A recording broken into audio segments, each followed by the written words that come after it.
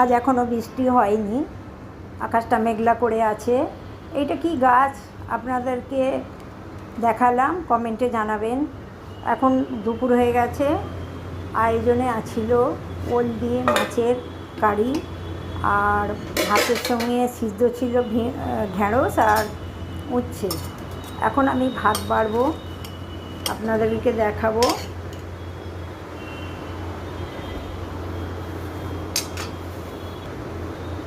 ভাত বেড়েছি, আর উচ্ছে সিদ্ধ আর ঢেঁড়স সিদ্ধ পাতে দিয়েছি, আর ভাত তো দেখিয়ে দিয়েছি। আর এটা তো মাছের কারি। কেমন হয়েছে দেখে বলবেন বন্ধুরা। ভালো লাগলে আমার চ্যানেলটাকে সাবস্ক্রাইব করে দেবেন, আর বন্ধু ভেবে পাশে থাকবেন, লাইক শেয়ার কমেন্ট করে দেবেন। এখন আমি ওল দিয়ে মাছের কারিটা আপনাদেরকে শেয়ার করব। ওল আর টমেটো, পেঁয়াজ, আদা, রসুন দিয়ে বানানো, আর সঙ্গে আছে টমেটোর চাটনি।